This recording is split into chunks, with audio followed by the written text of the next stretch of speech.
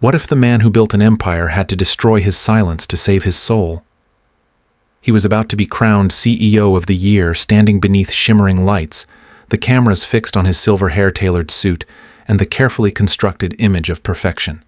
But just as Douglas Crane opened his mouth to deliver his acceptance speech, a voice calm, clear, and merciless cut through the applause like a blade. Before you celebrate him, ask him about the children he left behind. The room froze. Not a gasp, not a whisper, just silence so thick it rang in everyone's ears. Then two men stood from the back, tall, commanding, unmistakably connected to him by blood and betrayal. "This is our father," one of them said. "Not once in our lives did he claim us. Not because we weren't his, but because we weren't white enough." And just like that, Douglas's empire of silence cracked under the weight of a truth long buried. The cameras turned, the crowd stirred, and the perfect facade began to collapse. What the public didn't know, what Douglas had worked 3 decades to erase, was that he had loved a woman named Lorraine once, a woman whose skin was not like his, and who bore him twin sons. He chose ambition over responsibility, image over family, and fear over love. He left her. He left them. Tonight they returned not for revenge, but for reckoning. They came not to be embraced, but to be heard. They brought records, photographs, letters, evidence of a life denied. And in front of the very board that once crowned him king of innovation, they demanded something more powerful than forgiveness, accountability. "We don't want your name," one son said. "We want justice for the mother who died forgotten." And there, under the ruthless glare of truth and camera lights, Douglas Crane did something no one expected. He didn't run. He didn't spin. He didn't deny. He looked his sons in the eye and said the words no CEO manual could ever prepare him for. "This time, I won't walk away." And in that moment, raw, unraveling, and real, the world stopped watching a tech titan and started witnessing a man trying finally to become a father. The spotlight struck Douglas Crane like a second skin. He wore it well as always. The ballroom glimmered with polished ambition, glittering chandeliers, sculpted ice centerpieces, crystal glasses raised in reverence. The crowd rose in a standing ovation before he even reached the podium, a sea of tailored suits and designer gowns clapping not just for a man, but for the empire he had built. Douglas moved with the poise of someone long accustomed to winning his stride, steady, his expression perfectly calibrated. The gold-trimmed plaque in his hand read, "Douglas Crane, CEO of the Year," and tonight it felt almost inevitable. He paused at the microphone, allowing the room to settle into silence, a strategist even in applause. Then with that signature voice, firm, deep polished, he began to speak. "It is humbling," he said, "to be honored not simply for profits or performance, but for vision, for legacy, for what we dare to build, not just for this quarter, but for the next generation." The audience listened intently. He had a way of making business sound like philosophy, of making ambition feel noble.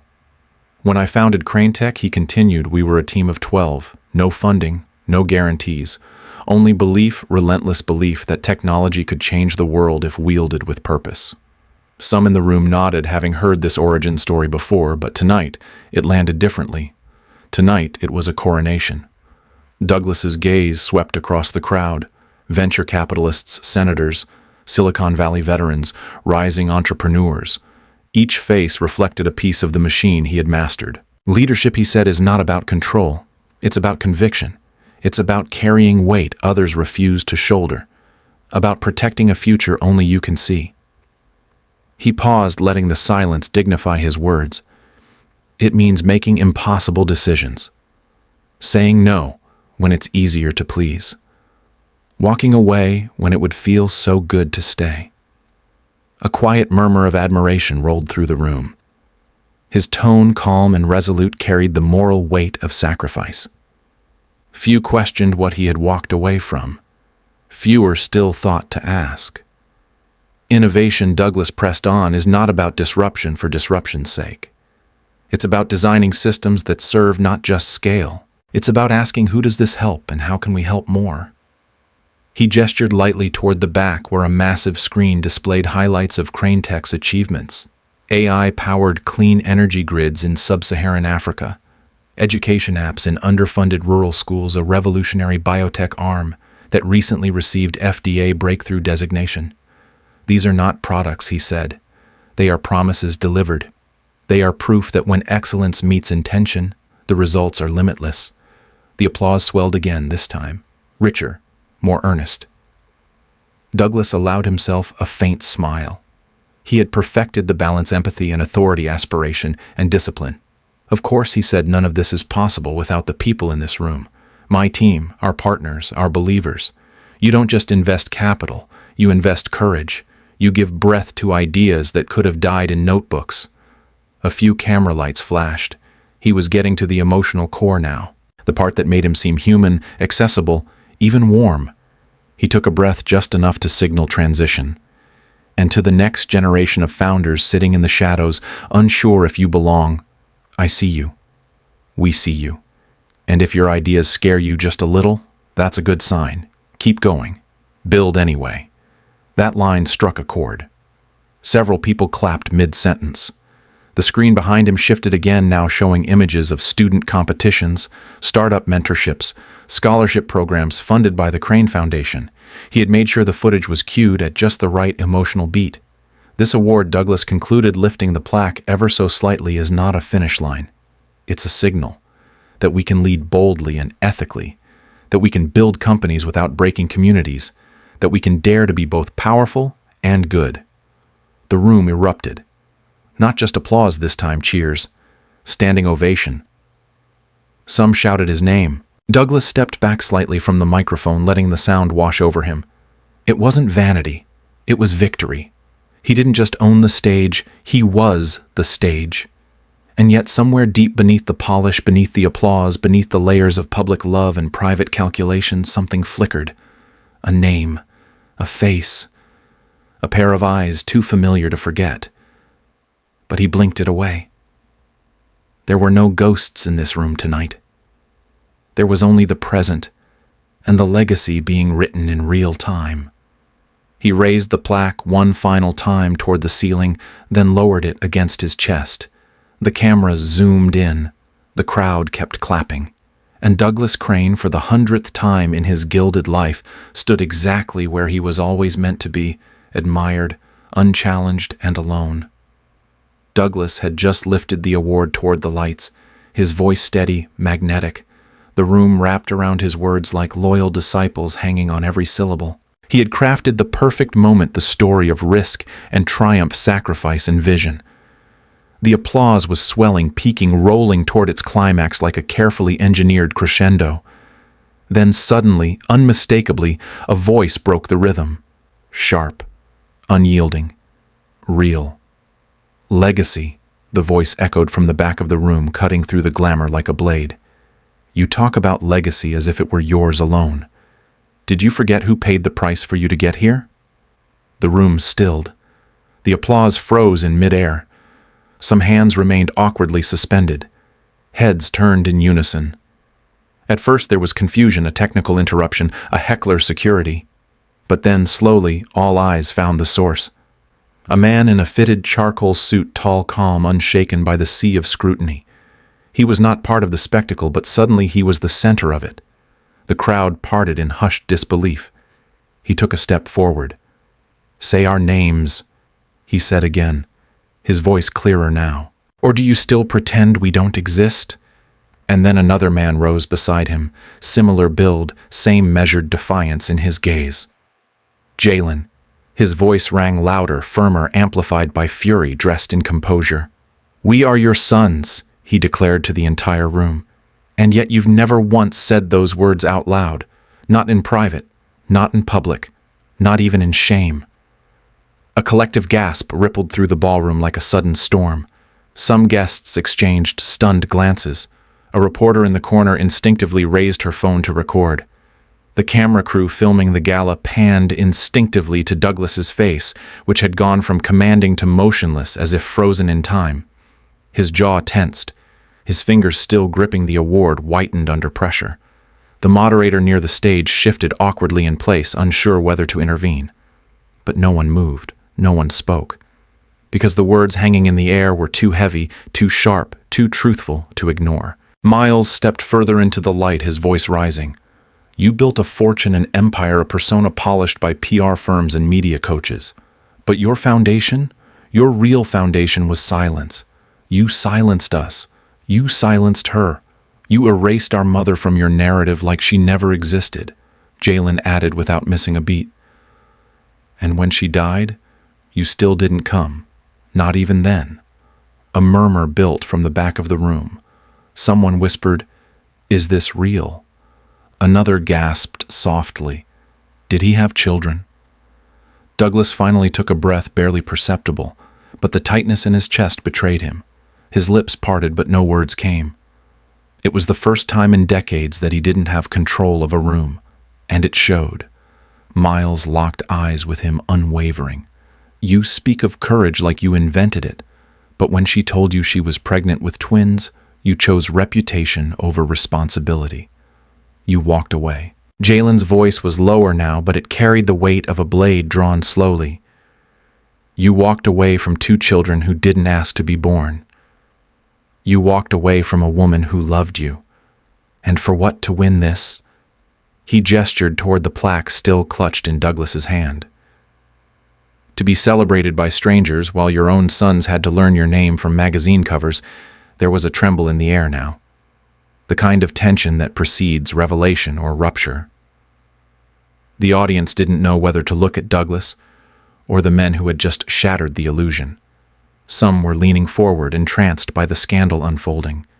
Others sat frozen, processing the depth of betrayal unveiled in real time. Douglas tried to speak again, but his throat tightened. He glanced toward the event host, toward the press, toward the back exit, but there was no elegant escape. There was no script for this moment. Miles stepped closer still now at the edge of the stage. No microphone, no platform, just truth. You built an empire on algorithms, optimization, and artificial intelligence, he said. But the greatest intelligence, the humankind, the courage to tell the truth.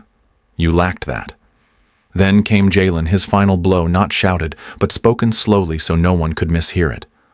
Your legacy isn't this award. It's the silence you bought, the mother you abandoned, the sons you denied. The words fell like thunder, but it was the silence after that made the earth shake. Douglas lowered the plaque at last. His eyes, once unbreakable, flickered just for a second. He looked directly at them, not as a CEO, not as a man used to command, but as someone standing at the edge of a reckoning. The crowd waited. Cameras rolled. The stage lights didn't dim. And yet somehow for the first time, Douglas Crane felt completely exposed. Not by scandal, not by shareholders, but by truth. And it was no longer his voice the world was listening to. Security ushered Douglas through the back hallway in a blur of urgency, the once celebratory energy of the gala now replaced with stunned silence and ripples of scandal echoing from the ballroom. His face, usually unreadable and poised, had lost all color. The warmth he projected on stage had evaporated. All that remained was a man cornered by ghosts he thought he'd buried forever. Cameras had stopped rolling, but eyes were everywhere, staff, organizers, assistants, each pretending not to look while their glances betrayed the truth they had just witnessed, the collapse of a myth. Douglas was led into a private room, a sleek, high-end green room furnished in minimalist luxury meant for rest and champagne between award segments not reckoning. The door clicked shut. The room fell silent except for the barely audible hum of LED lighting overhead. Then it opened again. Miles and Jalen entered not with chaos or shouting, but with the unnerving stillness of people who had waited their entire lives for this exact moment. Douglas stood frozen as they walked in, not out of surprise they had already shattered his public armor, but because he had no idea what they would do next. Jalen moved first. He placed a thick manila folder on the table between them. It landed with a quiet final thud. Miles remained standing, his arms crossed, his jaw tight, but his eyes clear. Douglas glanced down at the folder but didn't move. For a moment, no one spoke. The silence was not empty. It was heavy with memory. Decades of silence, the weight of abandonment distilled into a single breathless pause. Jalen opened the folder and spread its contents like evidence at a trial, photographs of Lorraine, pregnant, glowing alone. Baby photos. two tiny boys with soft curls and wide eyes, school pictures marked with dates, places, names. Then came documents, a birth certificate with Douglas Crane listed as the father, then scratched out in later revisions. A notarized letter Lorraine had written in 1996, never sent, addressed to Douglas. "You don't have to be there for me. Just don't disappear from them." Her handwriting was elegant, strong, but visibly strained. There were medical records from her final years, showing diagnoses, late-stage illness notes, indicating no next of kin present during treatment. And then came the photo of Lorraine's grave, modest, unmarked, the name barely legible on a weather-worn stone. Douglas's face changed. The tight control in his features slipped as the evidence took its place before him, not just paper, not just ink, but undeniable proof of a life he had erased. Miles finally spoke, his voice even, but thick with restraint. "You were a ghost, Douglas, but not the kind that fades, the kind that haunts." He took a step closer, forcing Douglas to look him in the eye. "Do you know what it's like growing up as a question mark? Knowing your father was alive? Rich, powerful, but silent? Do you know what it's like watching your mother work double shifts while battling a disease alone because the man who gave us life decided his reputation mattered more than ours?" Jalen sat down, slowly pushing a photo across the table. Lorraine holding the twins on her lap, smiling despite how tired she looked. She didn't want your money. She didn't even want your help. All she wanted was for you to not vanish. Douglas opened his mouth but couldn't form a sentence. His hands rested on the back of a chair, knuckles white. The image of Lorraine hit him hardest, not the death but the dignity she held onto despite his cowardice. Miles continued, his tone colder now. "You didn't just walk away from her. You walked away from responsibility, from identity. You taught us that silence can be crueler than hatred." He pulled out one last item from the folder, an envelope aged and crumpled. He slid it to Douglas. "Read it," he said. Douglas hesitated, then opened it with trembling fingers. Inside was a single-page letter Lorraine had written days before her death. It read, "If you ever find them, tell them I loved them. Tell them it wasn't their fault. Tell them I tried." The words slashed deeper than any accusation could. Douglas's throat tightened, his chest constricted under the gravity of everything he had refused to carry for 30 years. Jalen stood now, his eyes no longer fiery, but exhausted. "We're not here to ruin you. You've built your legacy, your empire. But don't you dare pretend it didn't cost something." He gestured toward the photos, the letters, the grave. "This is the bill, Douglas, and we're done paying for it alone." For a moment, no one moved. Douglas looked down at the photo of Lorraine again, then at the faces of the sons he never held, never taught, never even named. He had stood on stage hours ago talking about legacy as if it were something clean-crafted corporate. But now, in this room, legacy looked like regret. It looked like two men who bore his face, but none of his denial. It looked like a woman whose love had outlasted her presence. He finally spoke, barely above a whisper. "I never stopped thinking about her." Miles shook his head. "You did worse than forget. You erased." The silence returned, but this time it wasn't passive. It was a challenge, a demand, a door waiting to be opened.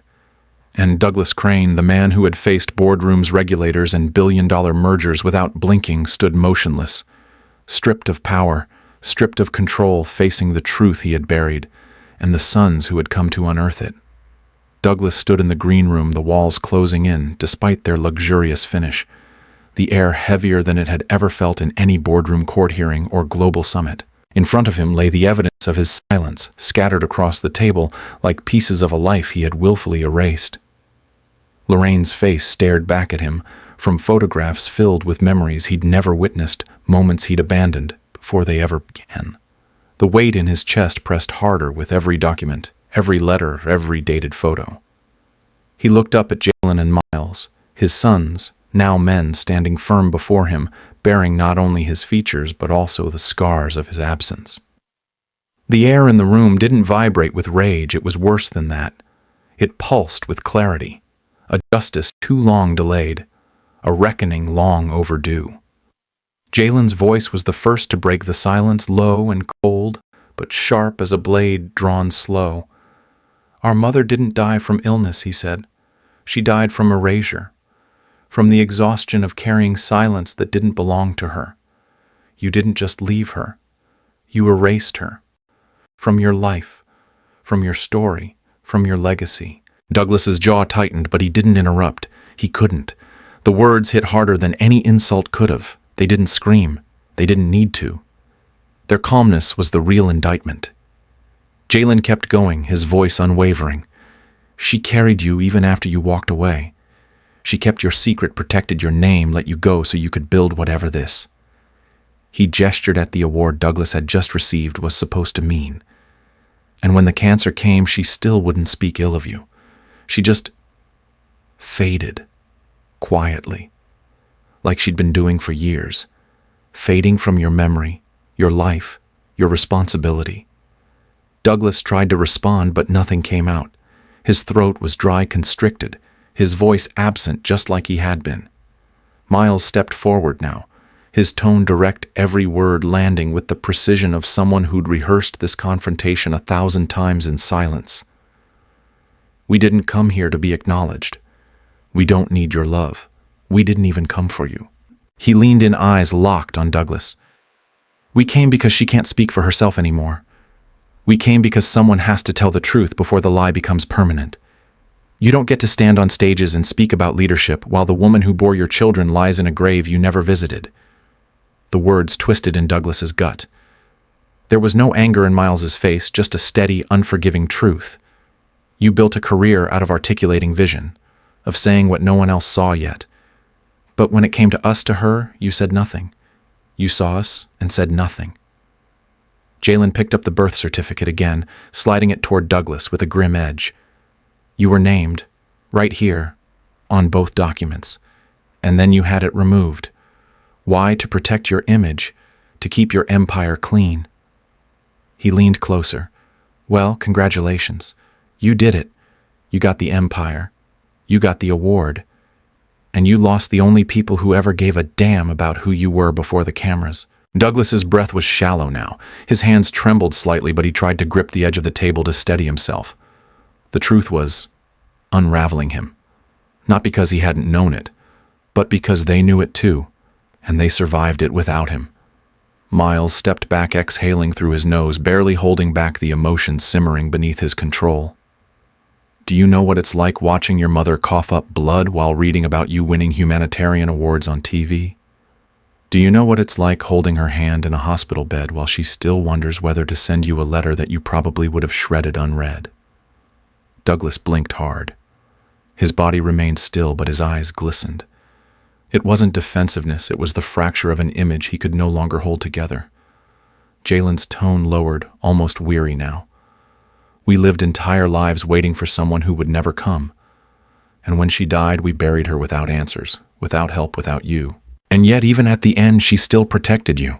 Still said, he had his reasons. But we're not here to protect you. We're here to finish what she never could say out loud." Douglas looked at the letter again, Lorraine's final message etched in ink that had faded around the edges. He saw her handwriting, remembered the curve of her letters, the way she used to write late into the night, journaling when words felt safer than tears. For a brief second, time folded in on itself, and he was standing in a memory, the smell of her skin, the warmth of her laugh the day she had told him she was pregnant. And then, just as quickly, the memory was replaced by the coldness of what he had done next. The silence, the denial, the quiet retreat from responsibility. The pain on their faces was not unfamiliar, it was inherited.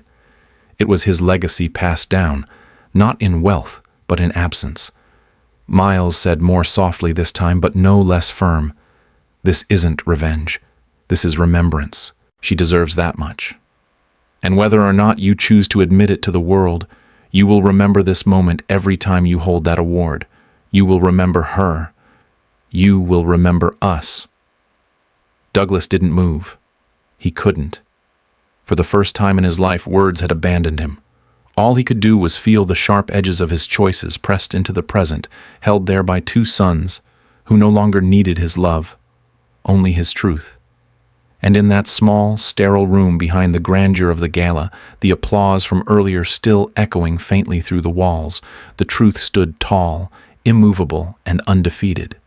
The boardroom was cloaked in an unnatural silence, the kind that doesn't stem from calm, but from collective unease from the awareness that the air is about to shift. Just moments earlier, Douglas Crane had stood beneath golden lights, holding his CEO of the Year plaque, to thunderous applause. But now he faced a semicircle of stern faces, all waiting for an answer. The walls of the executive suite, normally lined with trophies and backlit achievements, seemed to shrink inward under the weight of what had just occurred. Outside the ballroom still murmured with tension, guests whispering and reporters dialing into broadcast control rooms. Inside, however, was something quieter and more lethal, the slow turning of corporate loyalty into scrutiny. The 12 members of the board, flanked by legal advisors and investor representatives, had gathered for an emergency session. Their expressions ranged from guarded concern to open disappointment. And at the head of the table sat Warren Miles, chairman of the board, with his fingers steepled beneath his chin, his eyes fixed sharply on Douglas like a man who had once believed in something and now wasn't so sure. Douglas remained standing. He had been offered a chair but declined it, understanding that sitting would look like retreat. He looked over the faces in front of him. Some had helped build the company from nothing, others had joined later as it rose to global dominance, but all had in some way staked their own reputations on the illusion of Douglas Crane, the visionary, the ethical leader, the man whose past was as pristine as his profit margins. But that illusion had been shattered. "We'll make this direct," Warren said finally, his voice steady, crisp. "We are facing an unprecedented reputational risk. The footage of your gala confrontation is viral. Every major outlet is running with it. Our European partners have suspended negotiations. 3 investors have pulled from the education fund, pending further clarification. Before we proceed with legal recommendations, we need the truth from your mouth. Not spin, not PR strategy, just the truth. Are you concealing a personal history that, if exposed, would further damage the brand of this company?" A few heads turned slightly. Some glanced at their notes, but all eyes returned quickly to Douglas, waiting. He hesitated only for a second, then nodded once slowly. "Yes," he said, his voice quieter than usual but clear. "I did hide a part of my past. Not to protect the company, but to protect myself from judgment, from consequences, from the shame I didn't have the courage to confront. 30 years ago, I had a relationship with a woman named Lorraine. We were young. We were in love.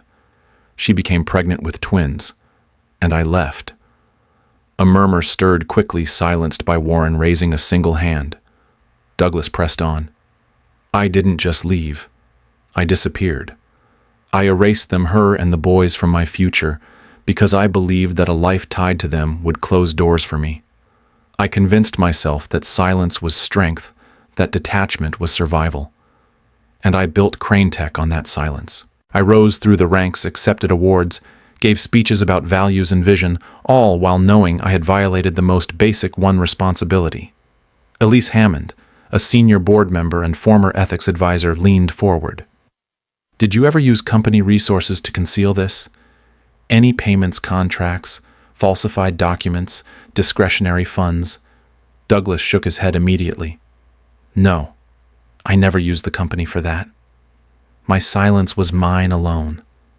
There are no payments, no non-disclosure agreements, no buried contracts, just absence, just the sound of me not being there."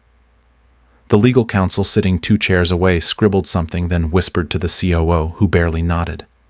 A younger board member, one of the recent tech sector appointees, cleared his throat. "Mr. Crane, with all due respect, you speak as though this is only personal, but this company's value is tied to its leadership. You're not just a name. We've built the entire brand around your story, your credibility, your image as a responsible innovator. And now that image is collapsing." Douglas exhaled. "I know. And that's why I won't hide from it. Not anymore." He turned, slightly facing the whole room now. "I failed as a father. I failed as a man. And if that disqualifies me from continuing as CEO, then so be it. But I am not going to pretend it didn't happen. Not after hearing what they said. Not after seeing what Lorraine wrote to me in the letter I never answered. I can't go back, but I can stop lying by omission. Warren studied him unreadable. So what do you propose? Douglas replied, I'll address it publicly, not with a statement written by legal, not with a 3-paragraph note buried on the website. I'll speak on camera live. I'll tell the truth, and I'll step aside from public-facing duties until the board deems otherwise. The room fell silent again. Not the stunned silence from earlier, but one heavy with evaluation. Finally, Elise nodded slowly. That might be the most human thing you've ever said in this room. Warren looked around the table. We'll vote on the proposal, but for now consider your public confession scheduled. And with that, the myth of the flawless executive gave way not to scandal, but to something even more rare in rooms like this: accountability. The press conference was held in the very same ballroom where only a night earlier Douglas Crane had been celebrated as a titan of industry, a visionary of global innovation, a man who represented integrity at the intersection of leadership and progress. But now the room was transformed, stripped of the glamour. The dramatic lighting softened. The music silenced, the champagne flutes replaced by microphones and media crews. The air buzzed with anticipation and tension, thick with speculation, skepticism, and the bitter scent of scandal. Camera lights flickered like restless fireflies as journalists from every major network filled the front rows, pens poised, live streams activated, all waiting for what would be the most consequential moment of Douglas's career. Not a product launch, not a billion-dollar acquisition, but a reckoning. Behind him stood the corporate seal of Crane Tech, a backdrop that had once symbolized dominance, but now felt more like a shadow. At the far end of the room sat the board of directors, watching quietly, their expressions unreadable. They had approved this moment, some reluctantly, some defiantly, because the world demanded answers. And so did they. Douglas stood alone at the podium, no notes, no teleprompter, no PR script in sight. The room, filled with the quiet rustle of reporters adjusting their gear, went still as his hand touched the microphone. He looked out across the sea of lenses and faces, his jaw tight, his usually impassive features showing clear signs of exhaustion. The weight of truth had finally caught up to the master of illusion. When he spoke, his voice was not loud, not performative. It was subdued, rough at the edges, but unmistakably real. I'm not here as a CEO tonight, he began, not as a founder or a strategist or an innovator. I'm here as a man who for 30 years has lived with a lie so deeply buried that I convinced even myself it wasn't there. But it was. And now it's time to face it. He paused, not to collect applause. There was none but to breathe, to steady the tide within. Yes, he said slowly, letting the word hang in the air. It's true. I had a relationship with a woman named Lorraine. We were young. We were real. And we created life together. Twin boys. His voice cracked slightly at the word boys, and for a flicker of a second the room's skepticism turned into human curiosity. And when she told me she was pregnant, I did what I now know was the worst decision of my life. I left. I walked away. Not just from her, not just from my sons, but from the part of me that could have been honest, that could have been brave. He looked down for a moment, then back up. I left because I was afraid. Afraid of what people would say. Afraid of how the world would judge a man who didn't look like the father he was supposed to be. Afraid of what it would mean for my future, my career, my carefully planned ascent. And so, I chose silence. I chose erasure. Murmurs echoed faintly from the audience. Some reporters scribbled frantically. Others watched frozen by the sheer bluntness of the confession. Lorraine raised those boys alone. She carried the burden I discarded, and she never once asked me for anything. Not money, not credit, not recognition, just presence, a presence I denied. His voice grew heavier now, as if the words themselves were cutting their way out. And when she became sick, I still stayed away. When she died, I wasn't there. I didn't visit the hospital. I didn't go to her funeral. I didn't say goodbye. His eyes flickered, the veneer of composure beginning to crack. She died, carrying my silence. And my sons Miles and Jalen grew up under that silence, navigating a world that didn't know their father because their father refused to know them. At the mention of their names, the board members sat straighter. Journalists leaned in. They confronted me last night. Not to hurt me, not to shame me, but to speak for the woman who no longer can, and to claim the truth I buried. Douglas took another breath, but this time his shoulders sagged slightly, as if letting go of the lie had taken more strength than decades of leadership ever demanded. To Miles and Jalen, I say this: I failed you. Not just in the beginning, but every year since. You didn't deserve my absence. You didn't deserve my silence, and I am sorry. He stepped back from the podium just a few inches, looked over the room, and let the apology settle, not as a gesture, not as a PR stunt, but as a truth he could no longer run from. To the board, to our employees, to our partners around the world, I also say this: the company I built stands on innovation, but its leader was built on omission. And if we're going to move forward, then I can no longer hide behind the illusion of perfection. There was no applause, just silence. Honest, raw, and unfiltered. Douglas remained still, his confession complete, his power no longer in dominance, but in vulnerability. For the first time, he had chosen truth over legacy, and in doing so, he had finally begun the long, painful process of becoming whole. The atmosphere in the boardroom was no longer charged with confrontation, but with something more difficult to manage: possibility. The storm of revelation had passed, leaving behind the raw and aching silence that often follows a truth finally spoken aloud. Douglas sat in his chair, no longer posturing, no longer the untouchable visionary. He was listening not as a CEO, not as a leader, but as a man who could no longer afford to defend the life he had once crafted with omission. Across the table, Miles and Jalen stood with the steady composure of those who had carried pain for too long, and now chose to transform it into purpose. They were not trembling. They were not vengeful. They were focused, measured, unflinching. Miles spoke first, his voice even, but laced with urgency. We are not here to ask for a place at your table. We don't need a public apology tour, nor do we want a symbolic gesture to save your name.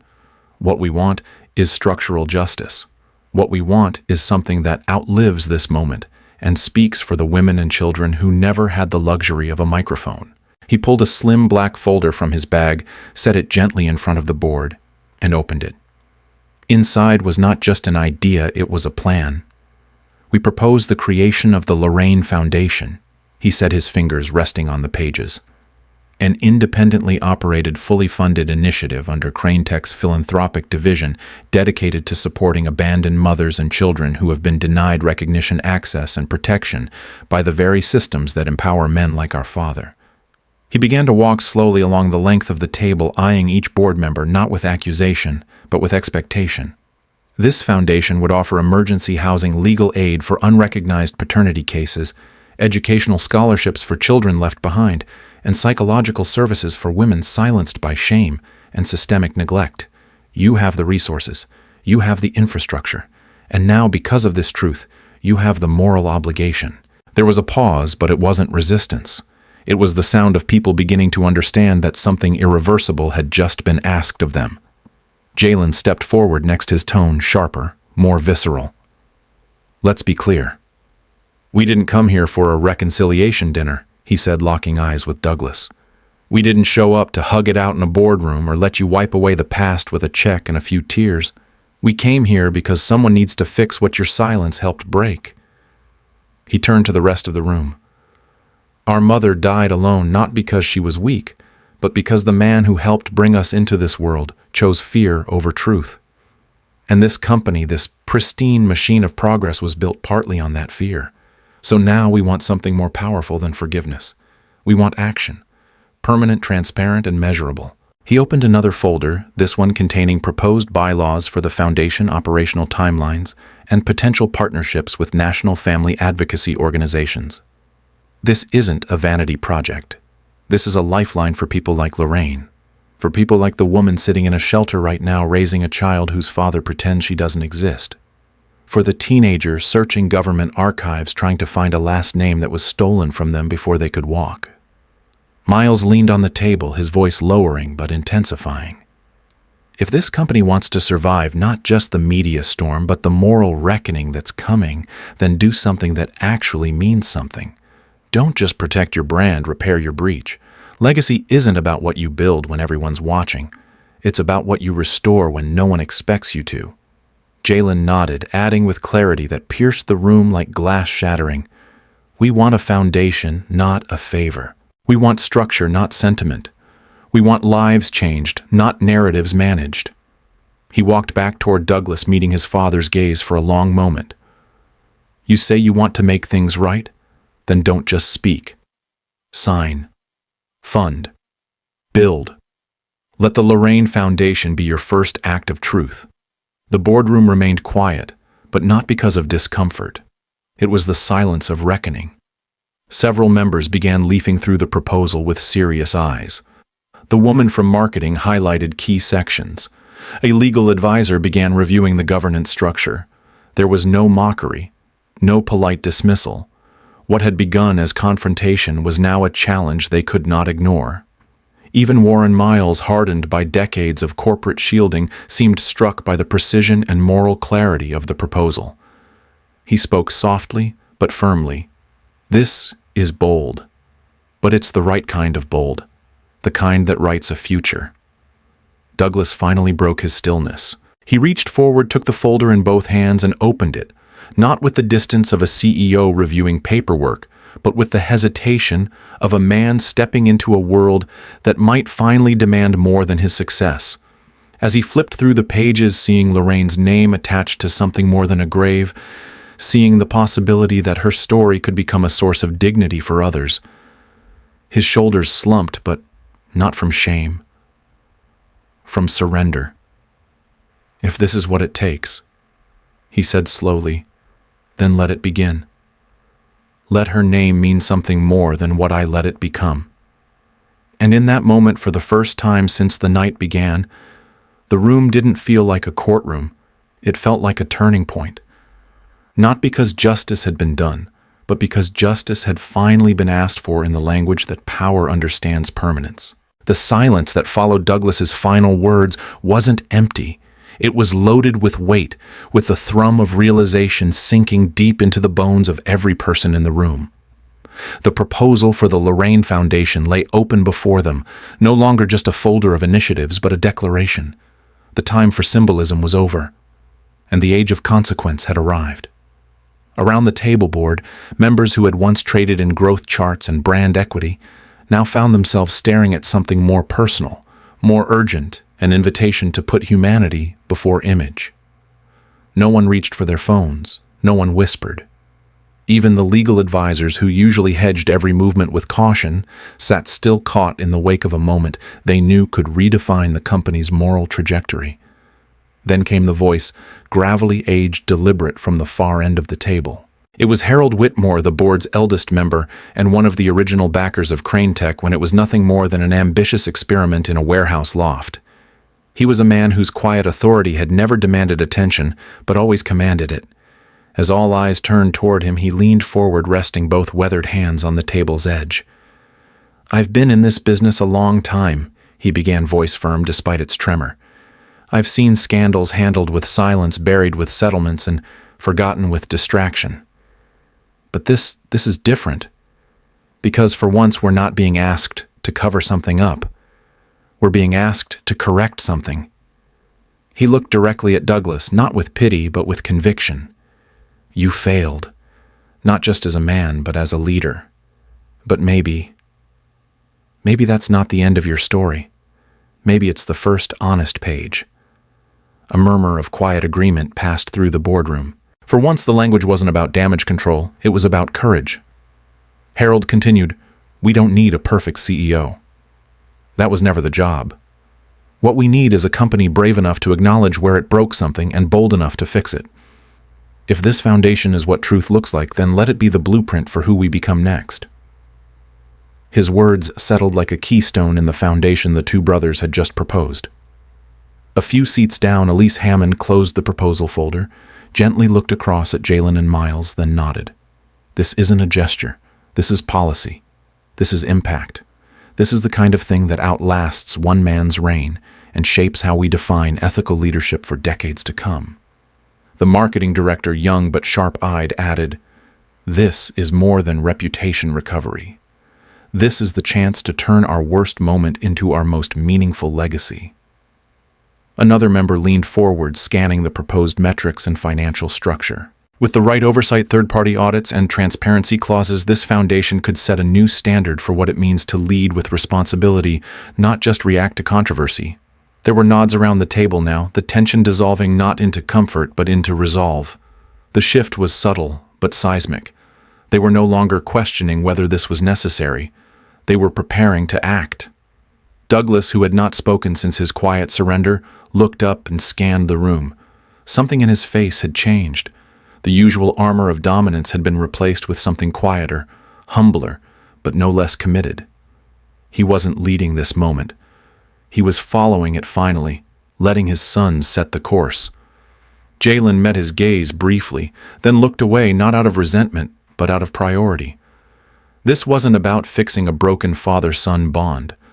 This was about rebuilding the kind of world where no other mother would have to carry her silence to the grave. Warren Miles, usually one to moderate with detachment, now turned toward the group with clarity. "I think we're aligned," he said. "We move forward with the Lorraine Foundation, full backing from the board, public transparency, and immediate action on structural setup. We announce it not as a response to scandal, but as a reckoning turned into responsibility." He looked toward Douglas. "You will remain in your role for now, not because of what you've hidden, but because of what you've chosen to face. And you will be the first to sign the foundation charter publicly. No legal buffer, no PR spin, just your name and your truth." Douglas nodded slowly. "Gladly," he said, voice subdued but steady. Elise added, "We'll issue a statement tonight, and tomorrow we begin not just recovery but redesign. Of who we are, of how we lead, of what kind of world we're willing to shape beyond our walls." As the session moved toward formal voting procedures, the room had transformed. What had begun as crisis management had evolved into the blueprint of a new moral center. No longer were they merely protecting Crane Tech's legacy, they were redefining it. And for the first time, that legacy didn't rest on being untouchable. It rested on being accountable, on being repairable, on being human. There was no music, no branded theme, no sweeping cinematic drone shots, no curated opening montage of accomplishments or inspirational images of sleek innovations gliding across city skylines. Just a silent stage, a plain, dark background, one light overhead casting a long, unvarnished shadow. And in the center, a single man, Douglas Crane, stepped forward. Alone. No podium, no advisors flanking him, no teleprompter. Just a camera lens, wide and unblinking, pointed directly at him like a mirror that offered no distortion, no escape. The world was watching. The networks had cleared their primetime slots. Streams had gone live across continents. Some grew still caught in the gravity of what it meant for a powerful man to finally stop talking like a leader and start acting like a person. Others waited for more, for explanations, for elaborations, for defense. But none came. Because the power of the moment wasn't in what followed, it was in what was allowed to remain unspoken, in the space left behind by absence, in the void carved by decades of silence. He had nothing to add because truth didn't need embellishment. It just needed to be seen. And in that room, through that lens on screens across the globe, Douglas Crane allowed himself to be seen. Not as a success story, not as a brand, not as a cautionary tale, but as a man standing still, finally choosing not to disappear. For the first time in his life, Douglas did not perform. He did not posture. He did not charm. He just stayed. And in that act, simple, seismic quiet, he began the long and painful journey of unlearning erasure, of unbuilding the myth, of becoming a father, not in name, but in accountability. It wasn't redemption. It wasn't closure. But it was the first true step. And for those who had waited, who had watched, who had wondered whether powerful men ever truly face the people they harm, it was enough to begin again. The camera lingered for a moment after he spoke, capturing the full silence like an exhale the world had been waiting to release. Then, The screen slowly faded to black. No logo, no slogan, no music, just silence, and the echo of a man who finally stayed. In the seconds after the screen faded to black, the world seemed to pause, not out of confusion, but out of collective processing. People stared at their phones, tablets, and TV screens in stunned silence, as if their devices had just whispered a secret too human to immediately digest. Douglas Crane had said only one sentence, no dramatic explanation, no sweeping appeal for redemption, and yet the impact of those 7 words hit like thunder, rolling through the conscience of a generation raised on curated truths and airbrushed accountability. It didn't take long before the silence broke, not in chaos, but in something far more powerful: recognition. One by one, posts began appearing. Tweets, stories, status updates, comments, videos with captions written in hurried breath. And in a matter of minutes, 2 hashtags began to swell beneath the weight of an awakening public. This time, I won't walk away. It started as a quote, a simple repetition of Douglas's final words, but within hours it had become a banner, a confession, a declaration, a movement. Men began to post it alongside stories they had never dared to tell about daughters they had abandoned, mistakes they had hidden, apologies left unsaid. Women shared it too, not in forgiveness but in acknowledgement, highlighting moments when someone should have stayed, should have spoken, should have fought for them. Therapists, activists, teachers, students, workers, people of every age and background used it to express grief, to confront silence, to begin the messy, imperfect process of making things right. Then came the second wave, and it hit even harder. Lorraine deserved better. It wasn't just a hashtag, it was a cry, a wound, a reckoning. People demanded to know more. Who was Lorraine? What had she endured? Photos of her still quiet maternal were shared widely alongside quotes from the leaked letter she had written before her death. You don't have to be there for me. Just don't disappear from them. The line repeated itself across digital billboards, Instagram reels, TikTok duets, and even graffiti art sprayed on concrete underpasses. It didn't matter that most of the world had never met her. They knew her. She was their mother, their sister, their friend. She was the woman so many had watched fade away quietly while men walked on untouched. And now her name was no longer buried beneath regret. It was on the lips of millions, carried by the algorithm not as gossip but as testimony. The metrics were staggering. Within 3 hours, Douglas's 7-word video had surpassed 10 million views. By dawn, it passed 50 million. By the next evening, every major media outlet had led with the story not as a scandal but as a case study in emotional exposure, moral accountability, and the collective hunger for truth. Panels debated it. Commentators argued about whether one sentence was enough. But no matter where the conversation went, the tone was different now. There was no smug superiority, no bloodthirsty cancellation, just an overwhelming sense of pause, reflection, and for many, catharsis. Public spaces responded. In Times Square, the final frame of Douglas's broadcast, just the words, "This time I won't walk away," flashed on rotating billboards between fashion ads and election alerts. In Chicago, a digital mural of Lorraine holding her sons appeared overnight on a street corner. In Seoul University, students organized a forum titled "Naming the Silenced Why Lorraine Deserved Better." All across the globe, people weren't just consuming content, they were responding to it, letting it echo into their own lives, their own families, their own reckonings. In living rooms, people sat with their families in awkward, overdue conversations. A grown daughter asked her father, "Did you ever walk away?" A young man texted his estranged mom, "I saw the video. I'm sorry for how I left things." A middle-aged executive locked himself in his office and cried for a woman he hadn't spoken to in 20 years. Something had shifted, not in a grand revolution, but in the tiny tremors of hearts remembering what truth costs. There were no saviors, just stories.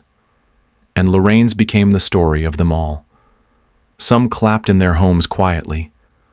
Some watched with hands over their mouths, tears in their eyes, unsure why they felt so deeply for people they'd never met.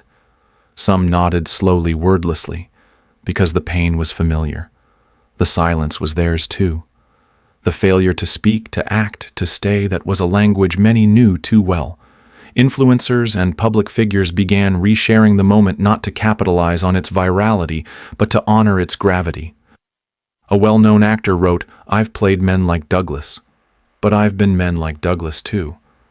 And it's time we stop hiding behind the excuse of ambition. A best-selling author posted a video where she read Lorraine's letter out loud, then stared into the camera and said, "To every woman erased, this is for you." Mental health organizations began sharing resources under both hashtags. Women's shelters saw a spike in donations tagged Dasher. Lorraine deserved better. Fathers' groups reached out to reconnect with estranged sons. The moment was no longer just about Douglas Crane. It was about everyone who had ever looked away from their own failure and now chose to look back. And still through it all, that one sentence remained etched into every screen, every post, every whispered confession behind closed doors. "This time, I won't walk away." It was a promise, a plea, a possibility. And for the first time in decades, the story wasn't about power, it was about presence. The world didn't just see a man who finally told the truth. They saw themselves. And they didn't scroll past. They stayed. The cemetery was quiet in a way that had nothing to do with silence. It was the kind of stillness that weighed on the ribs, that softened footsteps into reverence, that made the air itself feel older than time. Wind moved gently through the branches above, stirring the leaves without disturbing the hush that blanketed the ground like memory. Douglas Crane walked alone down the narrow gravel path, dressed not in the armor of tailored suits or polished shoes, but in something humbler, dark, clean, and somber. There were no photographers, no press releases, no entourage trailing behind. Just him, a small velvet box in his hand, and the weight of 30 years pressing against his spine with every step. He had avoided this place for decades, not because he didn't care, but because caring would have forced him to confront the truth that Lorraine had died without ever hearing from him again, that her grave had waited in quiet defiance. While he stood on stages, smiled in portraits, and collected awards for leadership, he knew deep down had come at a cost too great to measure. But now, with the world watching his reckoning and his sons no longer asking for answers but building futures without him, Douglas came not as a man seeking closure, but as a man who had run out of excuses. The grave was simple. No grand epitaph, no dramatic headstone, just her name, Lorraine May Carter, and the dates that carved the limits of her life. He stopped a few feet away, the velvet box trembling slightly in his hand, his chest rising and falling with a restraint that belied the storm inside. He stared at the name etched in granite, his throat tightening, his vision blurring, as 1,000 memories, most of them unrealized, rushed in. The way she used to laugh into the crook of her elbow. The way she wrote letters she never sent. The way she had looked the day he left, eyes steady, lips trembling but silent. Douglas knelt slowly, knees pressing into the cold, damp earth. He opened the velvet box and withdrew the small medallion, the CEO of the Year award. It gleamed in the morning light, its polished surface reflecting the name of the man who had once believed legacy was about success. Without ceremony, without a speech, he set the medal gently at the base of the headstone. It didn't belong on a shelf. It belonged here where the truth lived. This, he whispered, voice catching in the back of his throat, should have never meant more than you. His fingers traced the edge of the granite, pausing where her name curved into the stone. "I'm late," he murmured, voice low, raw. "So late it breaks something I don't know how to fix. I missed everything. Their first steps, their birthdays, your last breath." He swallowed hard, and for a moment his composure faltered completely. His shoulders trembled as tears finally escaped, slow, unguarded, unrepentant. They weren't loud. They didn't come with sobs or shaking fists. They simply fell like water long dammed, finally finding its way back to the sea. I thought, he continued after a moment, that building a company, leaving something behind, would be enough. I thought I could outwork the shame, outgrow the silence. But your name never left me. It was always there. Every headline, every victory. You were the echo in every room I stood in alone. He looked at the metal once more, its sheen dimming in the shadow of the headstone. I don't want this anymore, he said. Not if it means erasing you. Not if it means walking over your memory to reach a podium. He sat back slightly on his heels, wiping his face with one sleeve, then stared again at the dates. You died without hearing me say, I'm sorry, without seeing your sons become everything you knew they could be. They're strong, good, smarter than I ever was. And they carry you, Lorraine. Not me, you, in every word, every boundary, every demand for truth. His voice dropped to a whisper now, as if the earth itself might strain to hear it. They're your legacy. I was just the missing piece.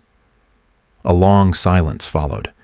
Wind stirred again through the trees, and a single leaf drifted downward, brushing against the metal where it lay beside the stone. Douglas placed a hand flat on the grass, grounding himself in something real for the first time in years. I should have stayed, he whispered. I should have stayed when it mattered. When you needed me. When they needed me. He looked up at the sky, searching for something he'd never believed in before this moment. Absolution, perhaps, or maybe just a sign that he wasn't entirely too late. But nothing came. No voice from beyond, no breeze to answer, only silence. And strangely, that was enough, because for the first time he wasn't filling it with excuses. As he rose slowly to his feet, he looked down at the grave one last time. Then, after a long, quiet breath, he whispered the only thing he could offer now, the only words he had left to give. I'm late, he said, voice. Soft, resolute, aching. But this time, I stay. And with that, he turned, but did not walk away. He sat on the nearby bench beneath the willow tree that hung like a quiet witness to both absence and return. And there, for the rest of the afternoon, Douglas Crane did what he had failed to do for 3 decades. He stayed. The room was filled not with opulence but with warmth, the kind of warmth that comes not from grand chandeliers or velvet curtains, but from the hum of real people breathing easier for the first time in years. The Lorraine Foundation's grand opening took place in a converted library turned community center, its once dusty halls now vibrant with color and purpose. Sunlight poured through tall windows, casting golden light across rows of folding chairs filled with women holding children in their laps, teenagers with shy eyes, young social workers checking their clipboards, and volunteers bustling gently in the background. This was not a press event designed for cameras. It was not a performance. It was a gathering of people who had known the cost of silence and were now here to witness the beginning of something louder, something rooted, something real. Along the back wall, a mural had been painted in rich, earthy tones. It featured Lorraine not idealized, not sainted, but human. Her eyes were soft, her smile subtle, and her arms open wide, painted, cradling 2 young boys with a quiet strength that stopped time. Surrounding her were depictions of mothers, children, homes, shelters, schools, all woven together in vines of gold thread, symbolizing resilience born from brokenness. People stopped to look at the mural as they entered. Some cried. Some touched the wall gently with their fingertips, as if Lorraine herself were reaching back. Jalen Crane stood at the front of the room, adjusting the microphone on a podium that looked too small for such a heavy occasion. He wore no suit, no designer tie, just a crisp white shirt rolled at the sleeves, a bracelet his mother once gave him, still snug around his wrist. He waited until the room had stilled, not from formality, but from attention. And when he spoke, it was with a calm that carried centuries. We named this foundation after a woman most of you never met. He began, voice steady, but thick with meaning. But many of you already know who she is. You know her because you've lived her life. You've raised children while the world turned its back. You've stayed strong when the systems built to protect you offered only silence. Lorraine Carter was our mother. And today her name becomes more than a memory. It becomes a movement. In the corner, a projector cast a gentle slideshow on a cloth screen. Image after image flickered a woman holding a key to her first apartment. A little girl hugging her own bed, her first. a teenager clutching a letter of acceptance to a mentorship program, a group of mothers sitting in a circle of folding chairs smiling through tears. These were not statistics. These were survivors. The foundation had already begun its work behind the scenes, preparing housing placements, legal support services, trauma counseling, education pipelines, and advocacy training. The images didn't just celebrate outcomes, they revealed lives no longer hidden. A single phrase was projected beneath each photograph. Because Lorraine deserved better. Jalen continued, his eyes sweeping across the crowd. This isn't a charity. This isn't pity. This is justice in action. It's what happens when those who were silenced are finally heard, when systems begin to serve instead of abandon. He paused, swallowing a wave of emotion. My brother and I spent years wondering why our mother had to fight alone. We can't undo what happened to her, but we can ensure no other woman has to fight like that again. Applause erupted, not polite but powerful, rising in pockets around the room as women wiped their eyes and held their children tighter. A young girl stood and clapped with both hands above her head. A volunteer nurse smiled through tears. And yet, in the very last row, seated alone and unrecognized by many in the room, was a man who did not clap. Douglas Crane sat quietly, his hands folded in his lap, his gaze fixed not on his son, but on the people in front of him, the women, the children, the workers.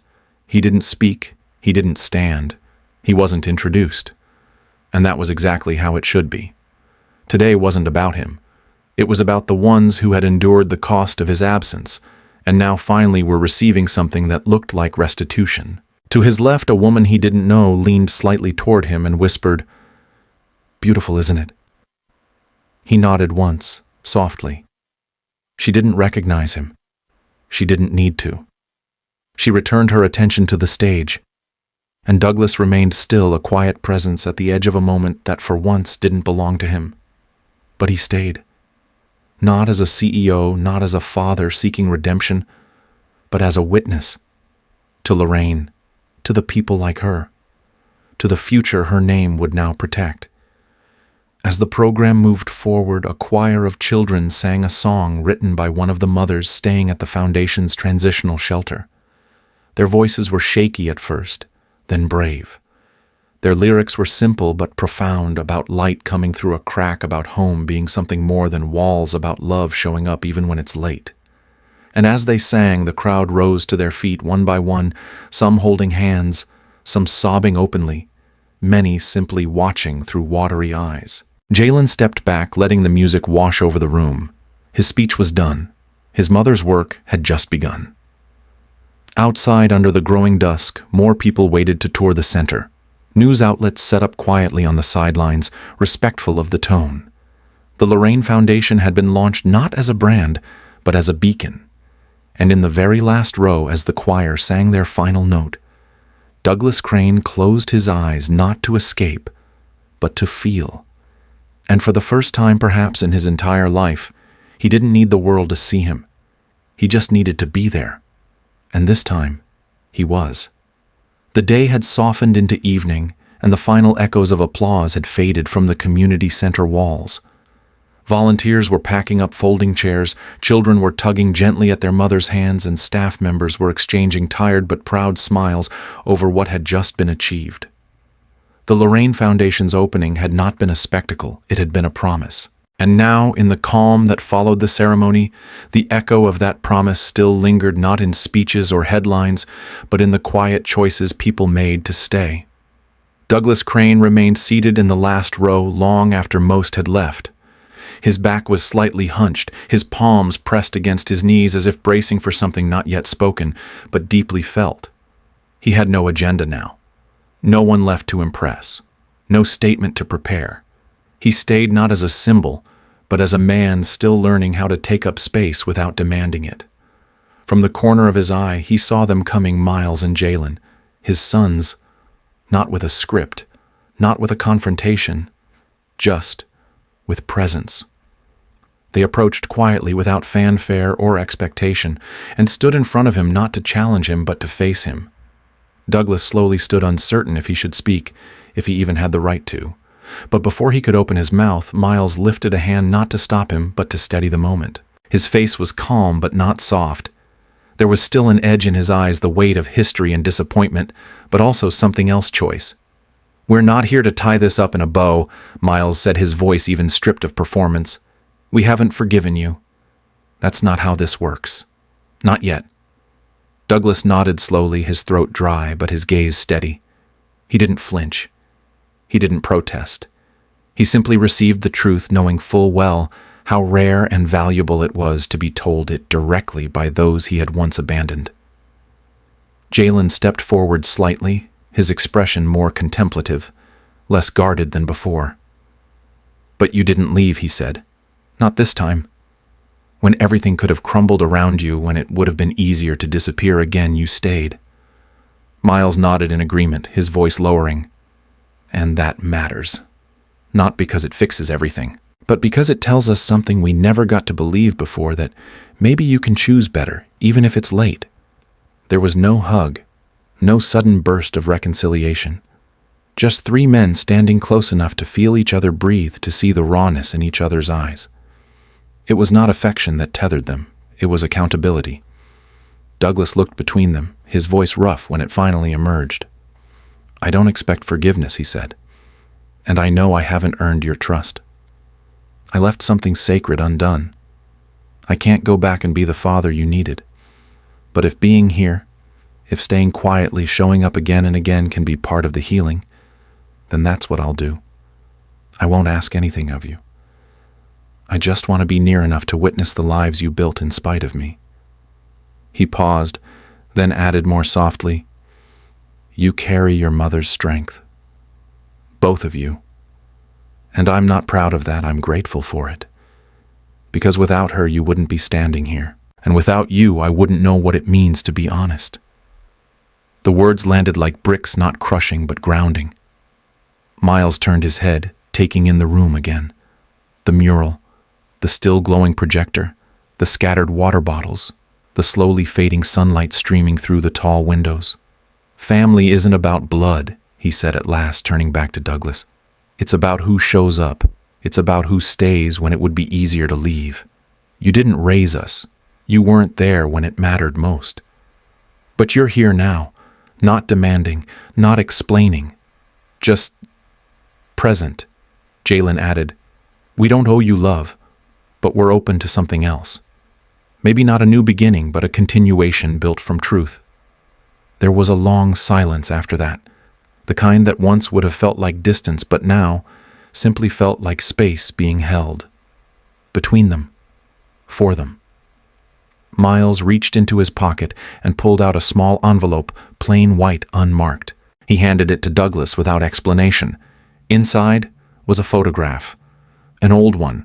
Lorraine sitting on the porch, a young Miles and Jalen playing in the dirt beside her feet, their faces caught mid-laugh, a world of innocence around them. Douglas took it in his hands, the edges soft with time. He stared at it not as a relic of guilt, but as a testament to what had endured without him.